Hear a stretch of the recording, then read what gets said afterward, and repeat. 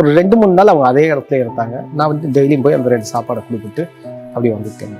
ஒரு 4வது நாள் போகிறப்ப அந்த ஐயா திரும்பி படுத்திருந்தார். படுத்திருந்தவர் அப்படியே கையில் பெறற்ற பிடிக்கிறப்பே தெரிஞ்சிருச்சு பாடி விளைச்சிருக்கு. அந்த மரணம் எனக்கு ஒரு பெரிய தாக்கத்தை ஏற்படுச்சு. கண்டிப்பாக இப்போ 500 பேருக்கு பண்ணுறதா குறைஞ்சபட்சம் டெய்லி 15,000 ரூபா பணம் வேணும். நம்ம அப்பா அம்மா இல்லாத குழந்தைகளை மட்டும் செலக்ட் பண்ணணும். குக்கிராமங்களில், ஸ்லம் ஏரியா, மலைவாழ் மக்களில் அப்படி படிக்க வச்சு இன்னைக்கு 18 வருஷத்துல நூற்றுக்கணக்கான குழந்தைகள் படிச்சுட்டாங்க.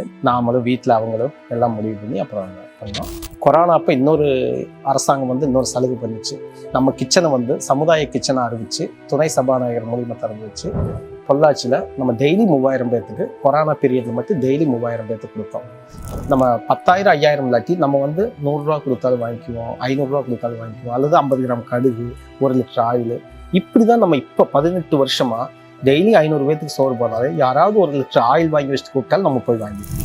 ஸோ சக கிராமங்களில் மிடில் கிளாஸ் பீப்புள் கீழே இருக்க குழந்தைகளுக்கு ஃபோக்கஸ் பண்ணுறது. அப்புறம் நம்ம படிப்பு மட்டுமல்ல, நாம் ஒரு 10 நேஷனல் பிளேயர்களே உருவாக்கியிருக்கோம். இவங்ககிட்ட இன்னொரு விஷயம் என்னன்னாக்கா, நம்ம மக்களுக்கு வந்தது காரணம் நிறைய ட்ரஸ்ட்டுகள் வந்து நம்பகத்தன்மை இழந்துருச்சு. 100ல் 5 பேர் தான் அப்படி பாக்கி இருக்கு. 95 பார்த்தீங்கன்னாக்கா பசிக்கு இந்த மாதிரி ஏதோ ஒரு காரண காரியத்துக்காக தான் வந்து கையேந்துவாங்க. தானம் கொடுத்தாக்கா நம்ம குழந்தை நல்லா இருக்கும், நம்ம சொர்க்கத்துக்கு போவோம், அதெல்லாம் எனக்கு துளியும் கூட இல்லை. நம்ம என்ன வாங்கி வந்திருக்கோமோ அது கழிச்சே ஆகணும், அதுதான்.